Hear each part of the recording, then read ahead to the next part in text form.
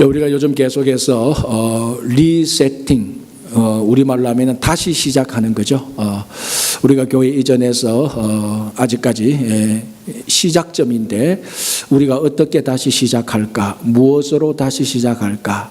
그래서 아브라함 이야기를 15번에 걸쳐서 살펴봤고, 또 중요한 주제들, 우리가 교회와 성도로서 또 한 사람 개인의 삶으로서 다시 인생을 시작하는데 무엇으로 시작할까? 그것을 이제 우리가 앞에 2번 살펴봤습니다. 첫 번째는 비전이 있어야 된다. 비전이 없으면은 사실은 그 인생 자체가 의미가 없는 것이죠. 두 번째는 우리는 또 일반적인 세상 사람들하고 달리 하나님을 섬기는 사람이니까 예배를 제대로 드려야 된다. 그 예배가 교회 안에서의 예배와 마찬가지로 교회 밖에서도 일상적인 삶이 예배가 되어야 된다는 것을 우리가 생각했습니다. 이제 오늘 우리가 리세팅 시리즈 다시 시작하는 것 세 번째는 하나님의 말씀입니다.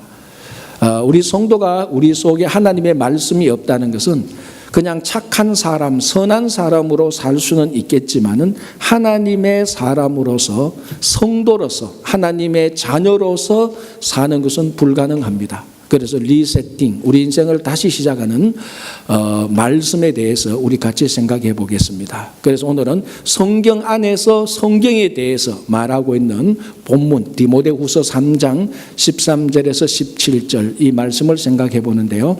이 말씀은 사도 바울이 자기 믿음의 아들 디모데에게 권면했던 내용들입니다. 이 디모데후서 또는 디모데전서 자체가 대사도 바울이 이제 자기 믿음의 아들 젊은 목회자 디모데에게 목회적인 권면을 기록한 책입니다. 이제 그 부분에서 그 권면 가운데서 오늘 우리가 생각하는 것은 말씀, 성경에 관한 권면을 우리가 한번 같이 보려고 합니다. 오늘 본문 3장 13절을 보면은 그 젊은 목회자 디모데가 목회하고 있었던 그 시대상을 반영해주는 말씀이 나옵니다. 그게 무슨 말씀인가 하면은 악한 사람들과 속이는 사람들이 있는데 악한 사람들은 자꾸 더 악해지고 속이는 사람들은 속이기도 하고 자기들이 속기도 한다. 이런 내용이 3장 13절에 있습니다.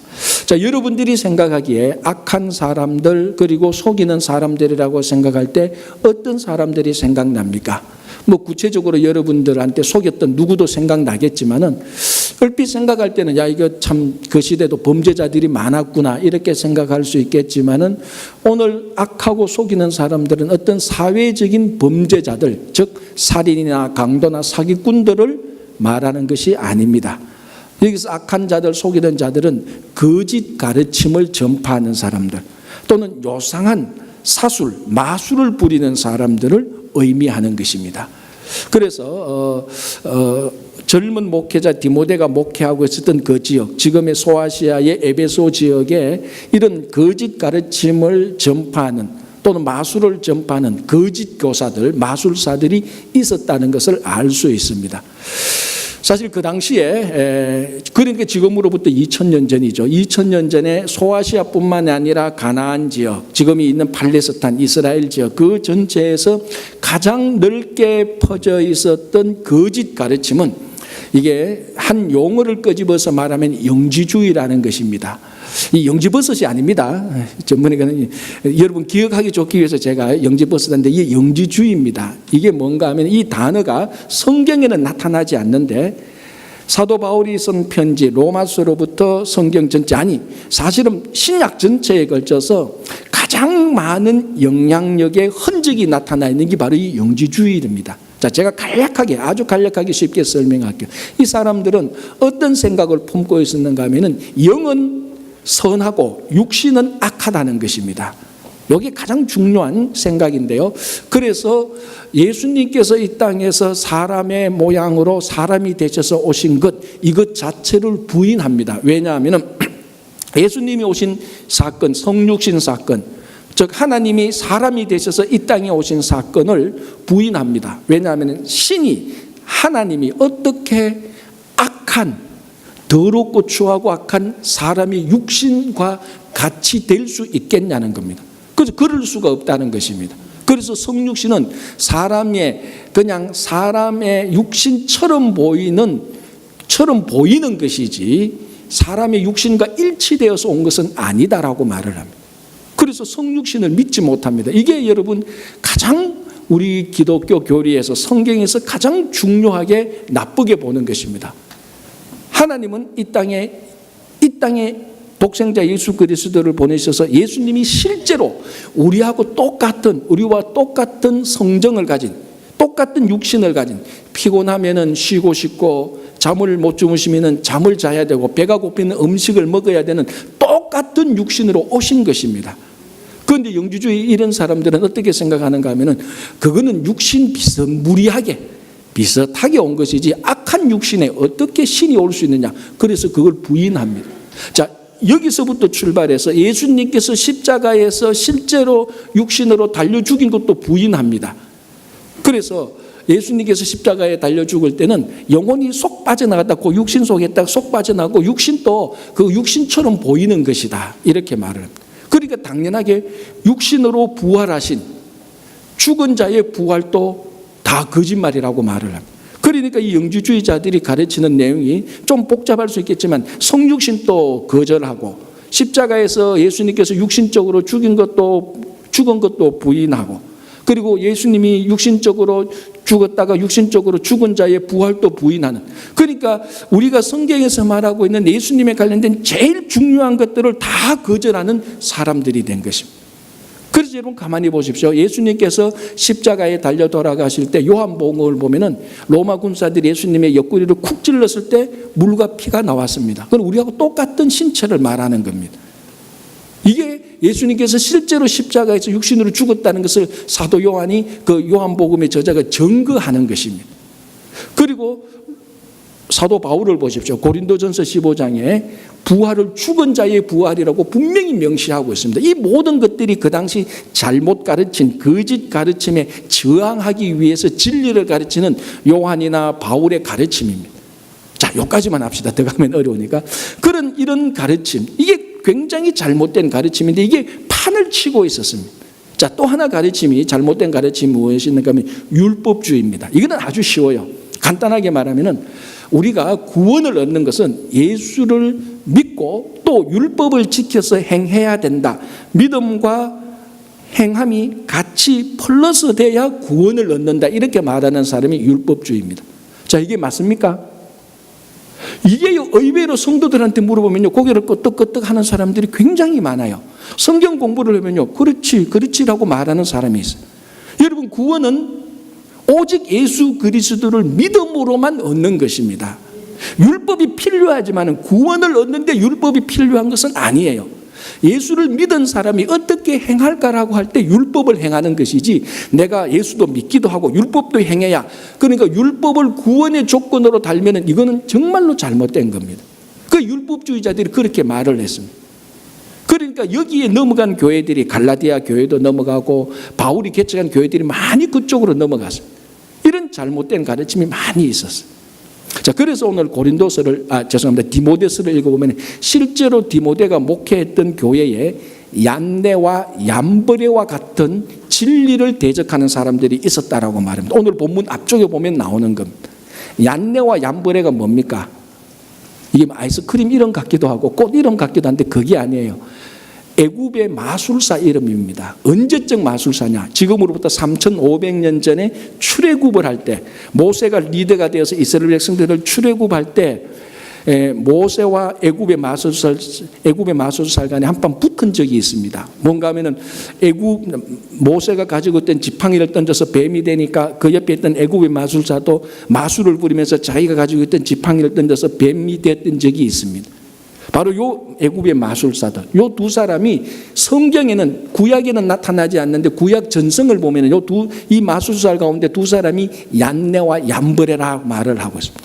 이 사람이 마술은 부릴 줄 알았지만 그 마술 부린 뱀은 아무런 능력이 없었습니다.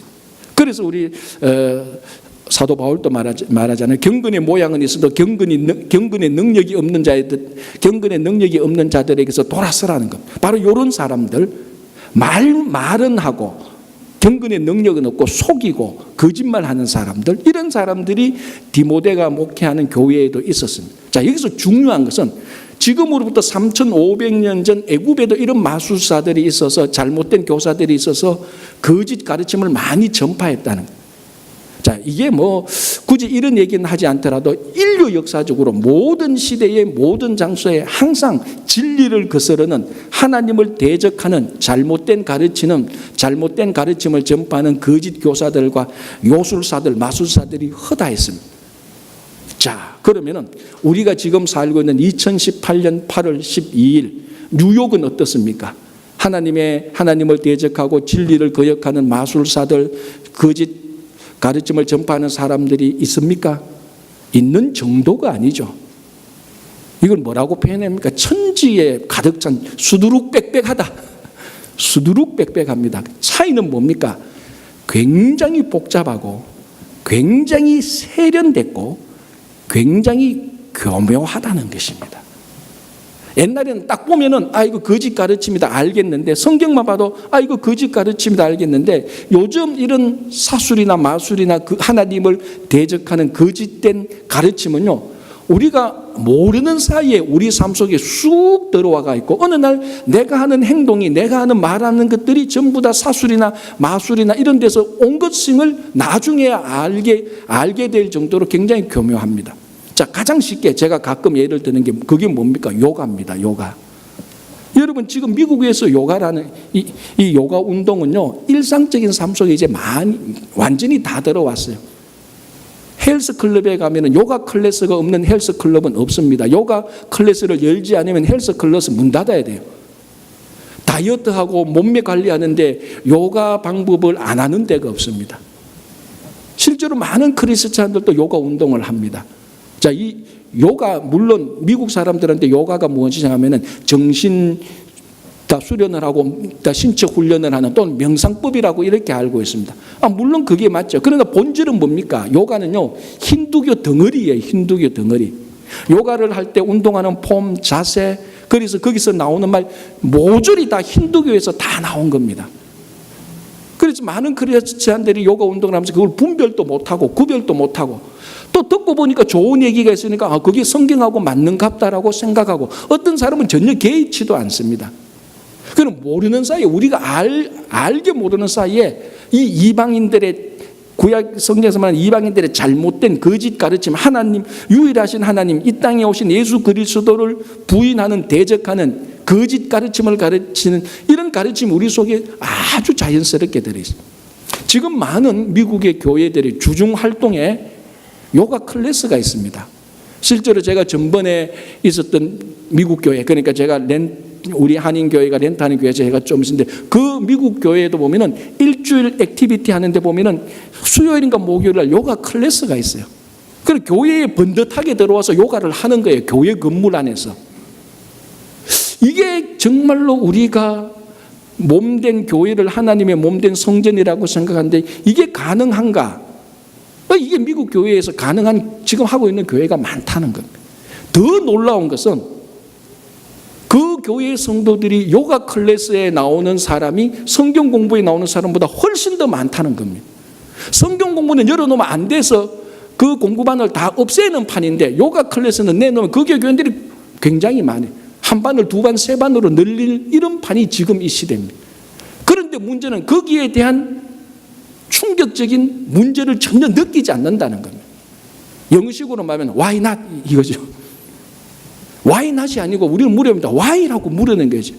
그 거짓된 잘못된 가르침, 힌두교 덩어리를 교회 안에 들어와 가지고 하나님의 말씀 배우는 것은 지루하고 따분하고 10분만 해도 어렵고 힘든데, 요가 클래스는 화요일 날도 오고 수요일 날도 오고, 이게 지금 우리가 모르는 사이에 자연스럽게 우리 안에 들어오고 있는 그런 현상들이라.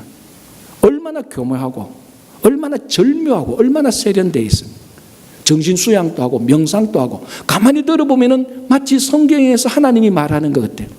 그게 우리가 흔히 말하는 뉴에이지 운동이라든지 다 그런 겁니다. 그 안에는 본질적인 예수 그리스도가 없습니다. 본질적으로 우주의 신과 합의를 하느니, 내 안에 있는 에너지를 키운다든지, 그건 성경에서 말하는 하나님을 섬기고 예수 그리스도를 나의 구주로 고백하는 것하고는 전혀 없죠. 전혀 모르죠. 이런 말을 해도 못 느끼는 사람들이 있는 게 지금의 상황입니다. 그러니까 얼마나 교묘하게 절묘하게 우리가 속고 있느냐는 것. 바로 젊은 목회자 디모데가 목회할 때도 그런 가르침이 판을 치고 있었어요. 자, 이제 이걸 어떻게 할 것이냐. 그래서 사도 바울이 백전노장 사도 바울이 젊은 목회자 디모데에게 하나님의 말씀에 대해서 권면하는 게 오늘 본문입니다. 그래서 오늘 본문 14절에 뭐라고 말합니까? 그러나 너는, 다른 사람들이 다 영주주의로 빠지든지 뭐 율법주의로 빠지든지 무슨 주의로 빠지든지 무슨 가르침이 좋다고 해서 이게 요즘 가장 뜨고 있는 정말 중요한 가르침이라든지 다른 사람들이 다 이쪽 저쪽으로 흩어진다 할지라도 디모데 너는, 그러나 너는 배우고 확실한 일에 거하라. 그 배우고 확실한 일이 뭡니까? 어려서부터 배웠던 성경이라는 것입니다. 사람들이 다 이 세상에 유행하는 이론을 따라가고 이 세상에서 말하고 있는 신기한 얘기에 귀를 기울이고 다 한다 할지라도 그러나 너는 어려서부터 배운 성경을 붙들고 있으라는 것입니다. 자, 여기서 우리가 정말로 중요하게 봐야 될 것은 그런 거짓 가르침과 마술과 사술이 판치는 그 세상에서 사도 바울이 지금 디모데에게 말하면서 세상이 이렇게 거짓 가르침이 많으니까 디모데야 너는 세상에 나가서 그 거짓 가르침에 빠진 사람들에게 성경을 가르치라. 그거 말하기 이전에 바울이 젊은 목회자 디모데에게 너부터 먼저 어려서부터 배운 성경에 붙들고 있으라고 말하는 것입니다. 지금 누가 먼저 성경을 배워야 됩니까? 누가 먼저 성경을 붙들고 있어야 된다고요? 젊은 목회자, 매일 말씀을 보는 사람, 매일 말씀을 연구하는 사람, 그 사람에게 바울이 너는 말씀을 붙들고 있으라는 것입니다. 불신자에게 말하는 게 아니라는 거예요. 교회 밖에서 성경을 모르는 사람들에게 성경을 가르치라는 게 아니고 이미 성경을 매일 읽는 사람에게 다시 한번 그러나 너는 하나님의 말씀을 붙들고 그 어려서부터 온 성경의 확신에 거하라는 것입니다. 그러면은 지금 누구한테 얘기하는 겁니까? 저한테 얘기하는 것이고 우리한테 얘기하는 것입니다. 성경을 몇 번 읽어봤던 사람들, 성경을 외우고 있는 사람들, 오랫동안 성경 공부를 했던 사람들, 우리말로 하면 제자 공부 과정을 다 마쳤던 사람들, 목사 안수를 받았던 사람들, 장로 안수를 받았던 사람들, 이 사람들 어떻게 보면 이 사람들은 성경을 아니까 이 사람들 말고 지금 교회 밖에 성경 모르는 많은 사람들에게 성경을 가르치라고 말할 것 같지만 사도 바울은 먼저 젊은 목회자 디모데에게 이미 성경을 알고 있는 사람에게 그러나 너는 너부터 말씀을 배우라는 것이. 저기 유명한 아더 번제라는 사람이 워싱턴에서 했던 이런 기도를 했습니다. 하나님, 제발 유대인들이 예수 그리스도를 알게 해 주십시오. 하나님, 제발 저 이슬람 교도들이 예수 그리스도를 알게 해 주십시오. 정당한 기도죠. 그 사람들이 예수 그리스도를 다 부인하는 사람들이니까. 그리고 이 번제는 세 번째 이렇게 기도합니다. 끝으로 하나님, 제발 크리스찬들이 예수 그리스도를 알게 해 주십시오. 이렇게 기도를 했다는 겁니다. 자, 이 기도의 핵심이 유대인들에게 있습니까? 이슬람 교도들에게 있습니까? 아니에요. 크리스찬들에게 있다는 겁니다. 제발 크리스찬들이 좀 예수 그리스도를 알게 해달라는 겁니다. 그러면 세상은 변화되는 거예요, 여러분. 아니 목사님, 저 불교인이나 힌두교인이나 유대인이나 모슬렘 사람들이 예수를 알아야 세상이 변화되지 크리스찬들이 어떻게? 여러분 잘 생각해 보십시오. 진짜 지금 교회에 나오고 있는 크리스찬들만이라도 예수 그리스도를 정확히 알면은 세상은 변화됩니다. 우리들이 예수를 잘 모르니까, 우리들이 성경을 모르니까, 우리가 성경을 무시하니까, 우리가 성경을 개의치 않으니까, 우리가 요가 클래스를 더 많이 가니까 문제가 되는 거죠. 그래서 바울은 젊은 목회자 디모데에게 너부터, 그러나 너는 어려서부터 배운 하나님의 말씀 성경에 굳게 서라, 그거 붙들고 있으라고 말하는 것입니다. 제가 좀 전에 말씀드렸다시피 우리가 살고 있는 이 시대에 훨씬 더 복잡하고 수없이 많은 이론들, 수없이 많은 가치들이 있습니다. 여러분 뭐 흔히 많이 듣는 뭐 포스트 모던주의라든지 다원주의라든지 상대주의라든지 제가 방금 말했던 뭐 요가라든지 뭐 양복 입은 힌두교라든지 뭐 문한이 종교니 수도 없이 많은 가르침이 있습니다. 그러나 사도 바울은 디모데에게 다른 가르침에 눈을 돌리지 말고 현혹당하지 말고 너가 배우고 확실한 일, 어려서부터 배웠던 성경을 지적하고 있습니다. 다른 게 아니에요. 성경을 지적하고 있습니다. 오늘날 우리들에게도 동일합니다. 많은 성도들이 성경 그러면 벌써부터 어떤 이미지를 떠오르는가 하면은 매일 읽기는 읽어야 되는데 읽고 싶지 않은 책. 교회 가면은 성경 공부하는데 어떻게 하면 그 시간을 좀 빠져볼까라고 생각하는 개념. 목사님은 왜 교회만 가면 자꾸 재미없는 성경 공부를 시킬까 하는 그런 생각. 그게 우리들한테 많이 있습니다. 바쁘고 피곤하면 제일 먼저 빼야 되는 시간이 성경 공부하는 시간. 있어도 그만 없어도 그만. 나는 안 해도 너는 좀 했으면 되겠다는 시간. 그거 다 성경 공부 시간이에요. 그런데 사도 바울은 다른 것 다 팽개치고 너가 어려서부터 배웠던 성경 거기에 집착해라는 것입니다. 유대인들이 유대 전생에 의하면은 매일 아침 기도 중에 암송해야 되는 문구가 있습니다. 여기 10가지 내용인데요. 제가 한번 알려드릴게요. 이게 바벨론 탈무드에 나오는데 매일 아침 기도할 때 암송 구절인데 내용이 10가지입니다. 자, 첫 번째, 아버지와 어머니를 공경하고, 두 번째, 친절한 행동을 실천하며, 세 번째, 아침 저녁으로 랍비 원수원에 일찍 나가고, 네 번째, 손님을 환대하며, 다섯 번째, 아픈 사람에게 문병 가고, 여섯 번째, 결혼하는 것을 도와주고, 일곱 번째, 죽은 자와 무덤까지 동행하고, 여덟 번째, 기도의 의미에 집중하며, 아홉 번째, 동료들을 화해시킨다. 하나 남았죠. 열 번째가 뭐겠습니까? 그리고 토라 공부. 토라가 뭐죠? 율법이죠. 말씀이죠. 말씀 공부는 이 모든 것을 합한 것하고 같다, 이렇게 말합니다. 9가지. 여러분 얼마나 중요합니까? 우리들의 실제적인 삶 속에서 이 9가지는 성도라면 반드시 해야 되는 실천 강령입니다. 그런데 이 9가지하고 말씀을 공부하는 것하고 똑같다라는 것입니다. 물론 여기는 우리가 논쟁을 할 수도 있고 질문도 할 수도 있습니다.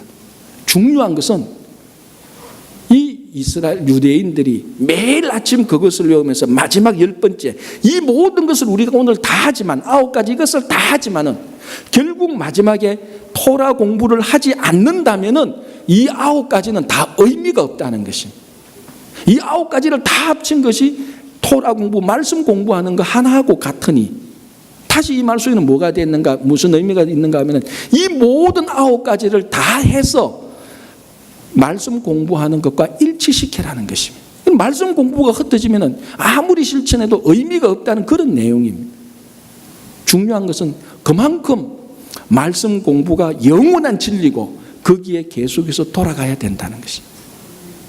그게 여러분 이 말씀이 유대인들에게만 하는 겁니까? 에베소 교회 교인들에게만 하는 겁니까? 아니잖아요. 오늘 우리들에게도 똑같습니다. 우리는 다시 한번 인생을, 교회와 성도가 개인의 인생을 무엇으로 다시 세팅시키겠습니까?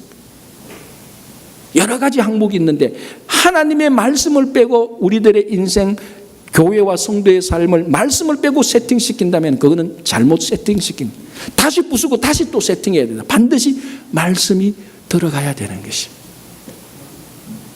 자, 여러분 개인적인 삶 속에 다시 한번 하나님의 말씀을 붙들고 늘어지기를 간절히 바랍니다. 그때부터 성도의 삶이 다시 시작되는 것입니다.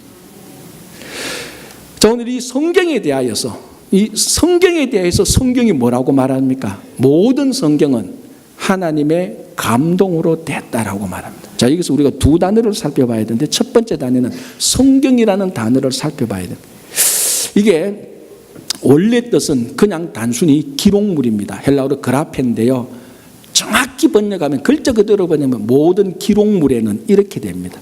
이 성경이 바이블이 아니고 기록물로 번역됐고요. 두 번째는 하나님의 감동으로 됐다는데 하나님의 감동을 또 정확히 번역하면 하나님이 호흡을 했다, 이렇게 되는 겁니다. 자, 여러분 일단 기록물은 잠시 빼고 하나님이 호흡을 했다, 이 말 오늘 이 본문에서 처음 나온 게 아니고 저 성경 저 앞쪽에, 창세기 저 앞쪽에 나옵니다. 어디에 나옵니까?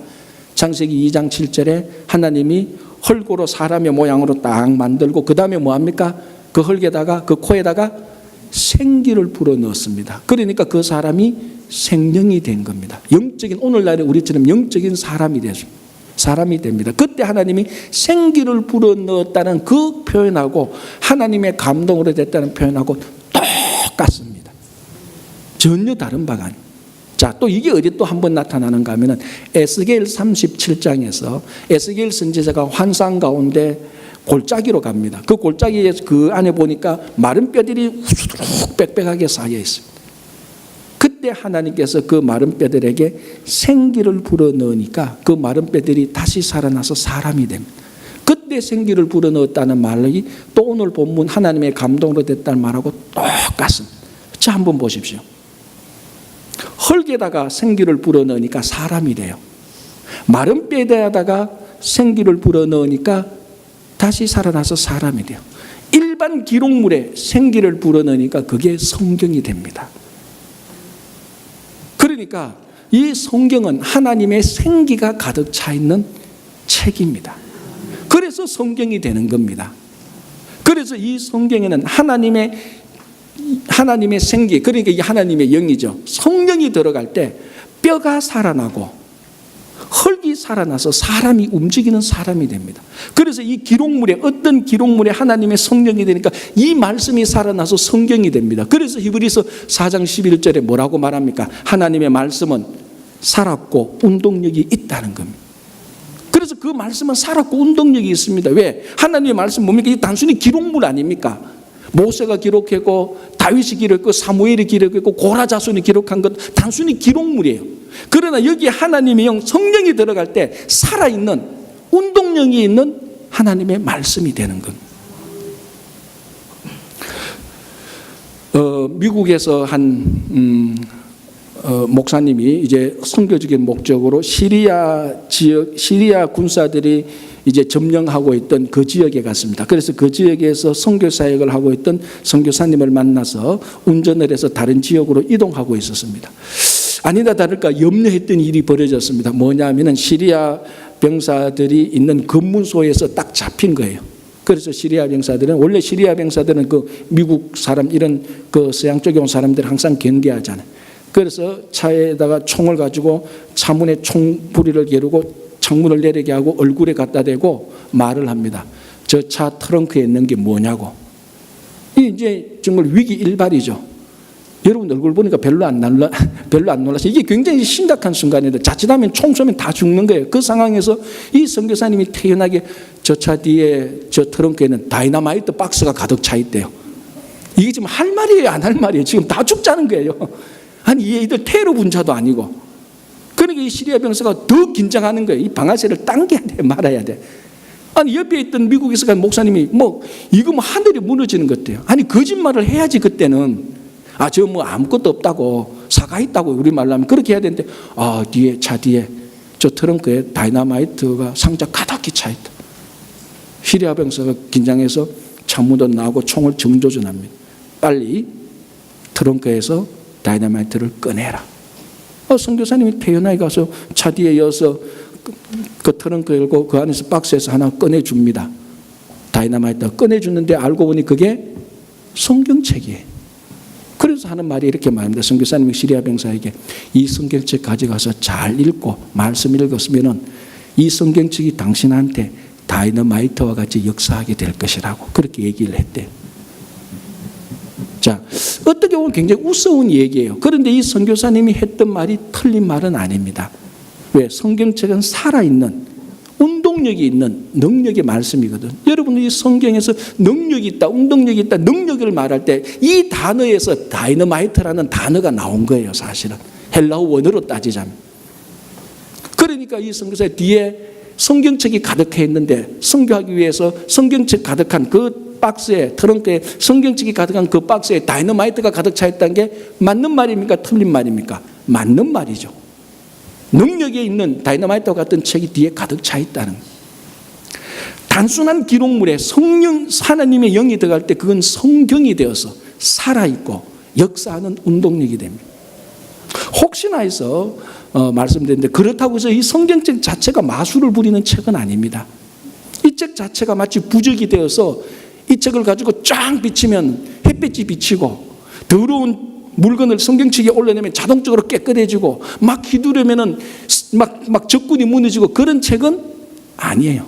성경책은 부적도 아니고 마술은 아닙니다. 그러나 이 성경이 우리 안에 들어와서 성령으로 역사할 때 다이너마이트와 같은 능력이 발휘하게 되는 것입니다.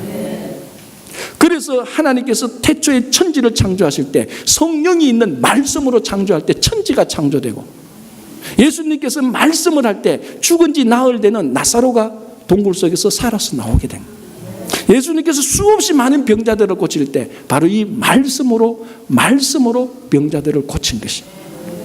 자, 우리가 이민생을 할 때 참 우리가 무능력할 때 많잖아요. 환경 문제, 언어 문제, 시스템 문제, 나이 문제, 건강 문제, 어느 영역에서 다 우리가 힘이 없고 나는 못하고 부족하고 적응 안 되고 능력 없는 것이 수두룩 빽빽합니다. 진짜 우리들에게 필요한 것은 능력입니다. 슈퍼맨의 능력이 아닌 이 말씀의 능력이 우리들에게 필요합니다. 그래서 우리 인생을 다시 다시 세팅할 때 말씀으로 세팅해서 말씀의 능력이 우리에게 있어야 되는 것입니다. 제가 전번에 성경 공부할 때 몇 번 얘기했지만 한때는 저도 무협지를 즐겨 읽었습니다. 무협지를 읽어보면요, 참 재미있는 얘기들이 많이 나와요. 그중에 제가 개인적으로 좋아하는 스토리는 뭔가 하면은 주인공이 처음에는 무술을 못해요. 어리벙벙해요. 이 어리벙벙하고 참 무술 못하는 이 주인공이 어떤 과정을 거쳐서 절정의 고수가 되는 그 과정이 재밌어요. 그런데 무협지 읽으면 그 스토리 거의 다 똑같아요. 똑같은데도 읽으면 또 재미가 있어요. 자, 보통 어떻게 되는가 하면 제가 큰 흐름을 말해요. 어떻게 되는가 하면은 주인공인데 좀 착해요. 근데 좀 어리벙벙해. 무술도 없어. 그래서 악한 데한테 쫓겨요. 그럼 막 도망가다가 발을 헛디뎌서 계곡으로 빠지거나 동굴 속으로 쑥 들어가요. 그러면 거기에 자기를 도와줄 수 있는 사람이 아무도 없어요. 거기서 나오지도 못해. 그래서 이제 고민하다가 동굴을 찾아보는데 동굴 한쪽 구석에 책이 한 권 있어. 그 책을 끄집어 보니까 그림도 적혀 있고 글도 있어. 할 일이 없으니까 그거 따라해요. 그거 따라하다가 어떻게 해서 이제 그 동굴에서 나오는데 또 그 악당을 만나. 악당이 자기를 공격하는데 자기도 모르는 사이에 절정 고수의 무술이 나오는 거예요. 왜 그럴까요? 그 비책에서 지구상에 중원과 강호에 있는 유일한 비책 한 권을 자기가 읽고 마스터한 거예요. 알고 보니까 이 책을 찾으려고 강호의 무협지 재밌죠?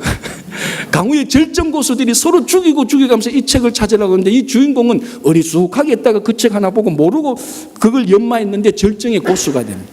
그 안에 모든 비법이 다 들어가죠. 이 스토리가 저는 재밌어요. 그래서 저도 가끔 소풍 가고 할 때는 어릴 때는 애들이 있으면 한번 밖으로 쑥 나가봐요. 혹시나 비슷한 거 있으면 하나 봐서 나도 좀 무술 배워서 나를 괴롭히는 학교의 일진들 싹 소탕하고 동네에서 내 돈 뺏어갔는 애들 딱 잡아서 딱 소탕하고 싶었는데 아직 그런 책을 발견을 못했어요. 그래서 이 세상에 건달들이 많은가 봐요. 책을 한번 발견해야 되는데, 그런데 이게 교회에서 이 책을 발견했어요. 그게 뭡니까? 그게 성경 아닙니까? 자, 오늘 성경을 보십시오. 그리스도 예수를 믿음으로 말미암아 구원에 이르는 지혜가 이 책에 있다 그랬습니다. 이게 비책 아닙니까? 여러분, 이 비밀을 누가 알려고 했는 줄 알아요? 진시 황제가 이 비밀을 알려고 그랬어요. 영생불사하려고 약을 찾아오라고 못 찾아오는 신하들 다 죽였습니다. 그때 이 성경책 가져갔더라면 여기 영원한 생명을 알려주는 책이 있고 신약 좀 먹으라고, 여기 예수 그리스도를 믿음으로 말미암아 구원에 이르는 지혜가 여기 있는데 이거보다 더 비책이 어디 있습니까? 더 비밀스러운 책이 어디 있습니까? 자, 그 무협지 책을 보면 여러 종류의 건법이 나와요. 오늘도 보니까 이 책에 뭐라고 되어 있습니까? 성경에는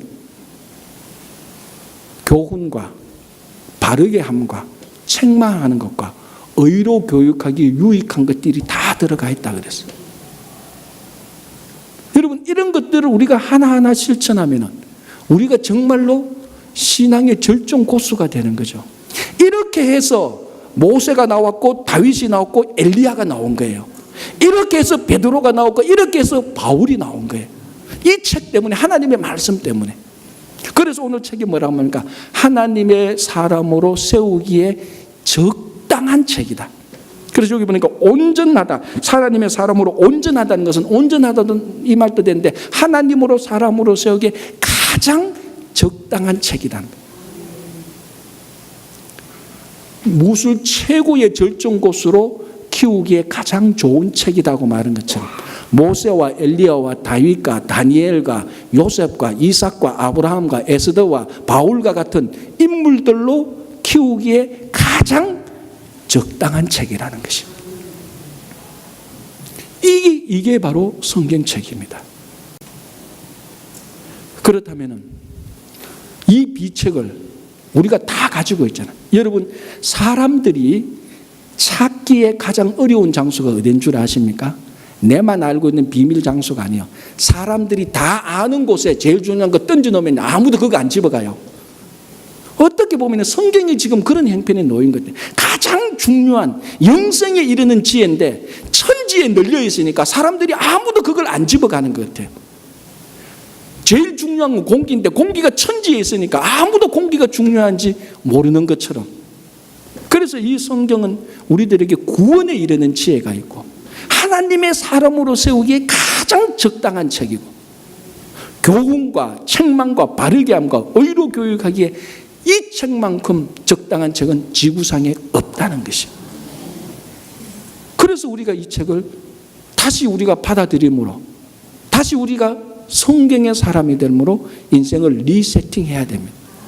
다른 건 몰라도 만약에 여러분들이 내가 좀 부족하지만 하나님의 사람으로 살아야 되겠다고 생각하면 성경을 펼쳐서 읽고 공부를 해야 됩니다.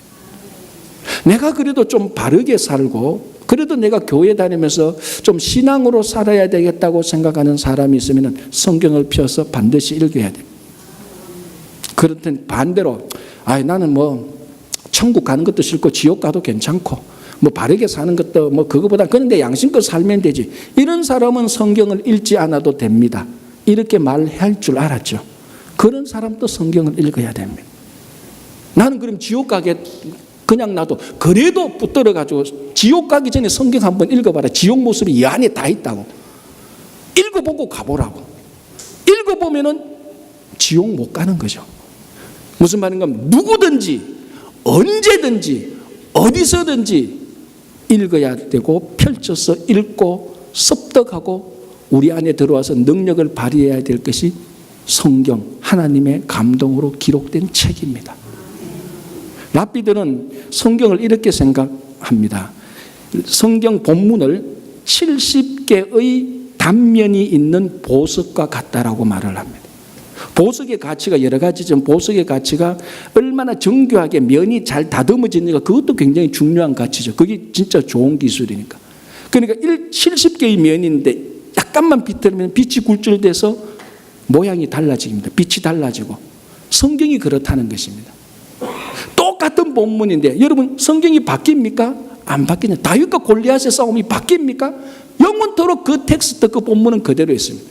그런데 내가 몸이 건강할 때 읽었던 다윗과 골리앗의 얘기가 내가 몸이 아플 때 읽었던 이 다윗과 골리앗의 얘기가 완전히 다르게 옵니다. 면이 다르게 바뀌는 것. 내가 청년 때 읽었던 다윗과 골리앗의 얘기가 어른이 되어서 읽으니까 완전히 다르게 되는 것. 내가 악당 때 읽었던 성경하고 감옥에서 읽었던 성경하고 교회에서 읽은 성경이 똑같은 내용인데 면이 다르니까 빛이 굴절이 다르게 들어오는 보석처럼 다르게 보이는 거예요. 그래서 나는 성경을 한 10번 읽었어요. 공부 많이 했어요. 제자 훈련 다 했어요. 바로 그 사람이 성경을 다시 읽어야 된다는 것이.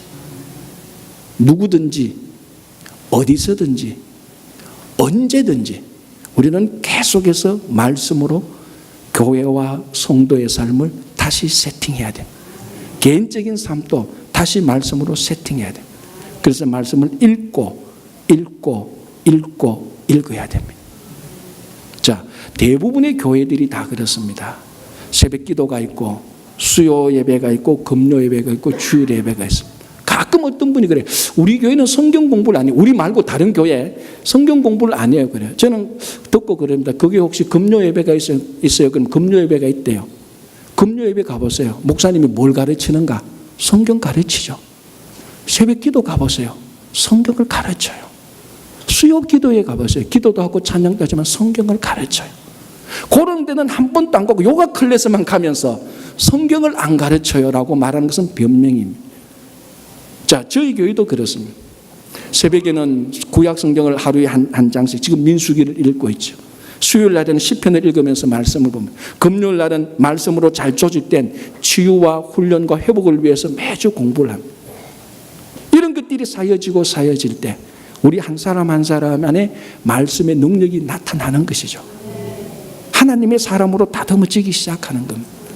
그래서 우리 인생을 다시 세팅하는데 부디 하나님의 말씀으로 다시 세팅하는 여러분 되시기를 간절히 바라며, 여러분의 개인의 삶과 이 교회와 여러분의 가정과 일터에 진짜 말씀의 능력이 그대로 나타나기를 바랍니다.